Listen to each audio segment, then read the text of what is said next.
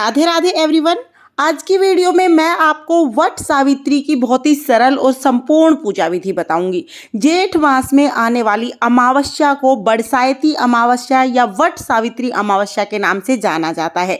इस दिन वट वृक्ष यानी बड़ के पेड़ की पूजा की जाती है। के अनुसार जेठ मास की अमावस्या के दिन ही माता सावित्री ने बड़ वृक्ष की पूजा करके अपने पति के प्राणों की रक्षा की थी। तभी से इस अमावस्या को वट सावित्री अमावस्या के नाम से जाना जाता है। तो अमावस्या के दिन सुबह सुबह स्नान करके हम वट वृक्ष को जल सींचेंगे। जब भी किसी देव वृक्ष का पूजन करते हैं तो सबसे पहले उसके नीचे थोड़ी साफ सफाई कर लेते हैं, फिर हम जल सींच देते हैं।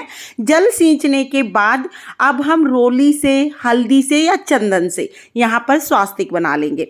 आप चाहें तो आप स्वास्तिक बना सकते हैं, या आपको कोई रंगोली बनानी आती है तो आप रंगोली भी बना सकते हैं। तो मैंने यहाँ पर स्वास्तिक बना लिया है। स्वास्तिक बनाने के बाद इसके ऊपर हम देसी घी का दीपक जलाएंगे।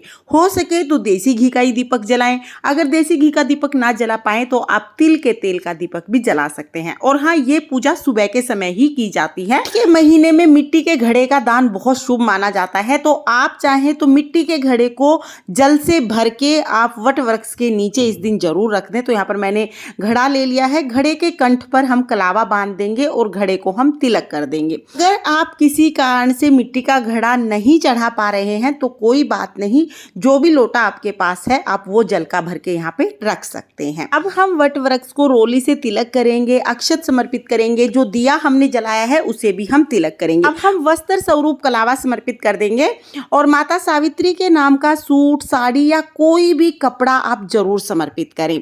और हो सके तो उसमें श्रृंगार का सामान भी आप जरूर रखें। सुहाग भाग का ये त्योहार होता है, इसलिए सुहाग सामग्री का दान इस दिन बहुत शुभ माना जाता है। तो हमने वस्त्र और श्रृंगार समर्पित कर दिया है। उसके साथ ही जेठ के महीने में ये पूजा होती है तो इस दिन पंखे के दान का भी बहुत महत्व है। तो एक पंखा हमने समर्पित कर दिया है। भोग के रूप में हम कोई भी ऋतु फल समर्पित कर सकते हैं। इसके साथ ही आटे से बनाई हुई कोई भी मिठाई आप समर्पित कर सकते हैं। तो घर में जो गुलगुले, पूड़े या बड़ के फल जो बनाए जाते हैं वो आप समर्पित कर सकते हैं। अगर आप आटे की मिठाई नहीं बना पा रहे हैं तो आप पतासे भी समर्पित कर सकते हैं। कोई भी मीठा हमें जरूर समर्पित करना है। साथ ही हम दक्षिणा समर्पित कर देंगे, क्योंकि दक्षिणा पूजा में रही कमियों को पूरा करती है, इसलिए दक्षिणा जरूर समर्पित करें।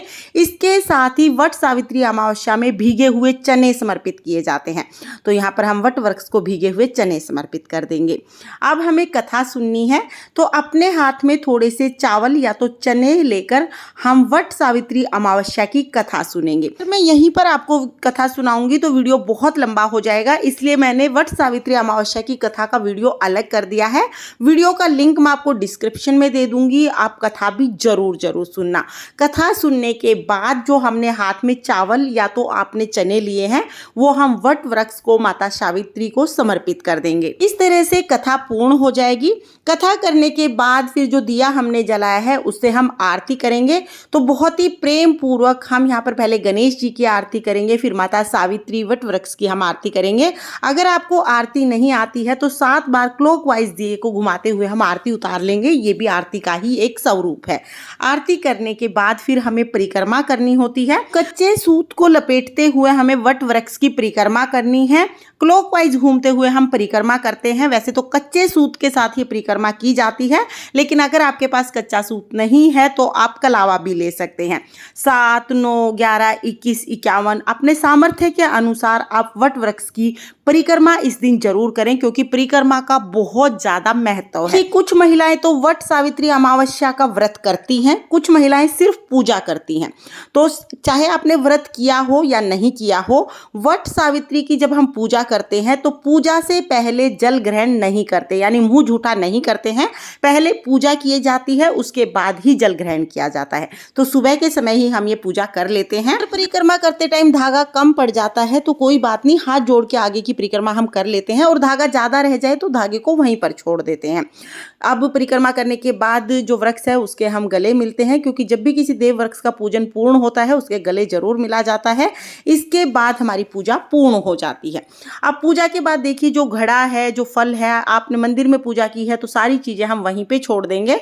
आप चाहें तो जो आपने सावित्री माता के नाम का कपड़े और जो दक्षिणा चढ़ाई है और जो आपने पूड़े पूरी चढ़ाए हैं वो आप अपनी अपनी सासू जी को दे सकते हैं, या आप चाहें तो इनको मंदिर में ही छोड़ दीजिए। सासू जी के लिए आप अलग से बायना निकाल सकते हैं। आपकी मर्जी है, आप चाहें तो ये जो बायने का सामान है ये अपनी सासू जी को दे सकते हैं, या आप मंदिर में भी चढ़ा सकते हैं। मतलब ये हमें दान करना होता है। इस तरह से वट सावित्री पूजा पूर्ण हो जाती है।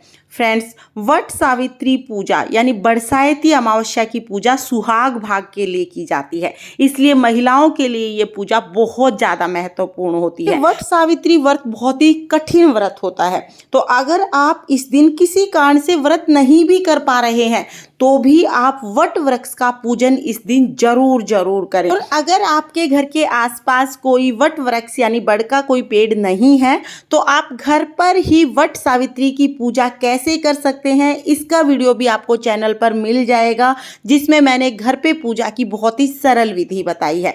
लिंक मैं आपको डिस्क्रिप्शन में दे दूंगी, आप वहां से देख लेना। जेठ मास में आने वाली अमावस्या के दिन वट सावित्री पूजन जरूर जरूर करना, ताकि हमें अखंड सुहाग की प्राप्ति हो और घर में अन्न धन के भंडारे भरे रहें। वट सावित्री की ये सरल पूजा विधि आपको कैसी लगी कमेंट करके जरूर बताना। और अगर ये वीडियो आपको पसंद आई हो, वीडियो आपके लिए थोड़ी बहुत भी यूजफुल हो, तो प्लीज वीडियो को लाइक कर देना। हम महिलाएं घर में तीज त्योहार कैसे करते हैं ये देखने के लिए मेरे चैनल को सब्सक्राइब कर लेना। फिर मिलते हैं किसी और वीडियो में, तब तक के लिए जय श्री कृष्णा, राधे राधे।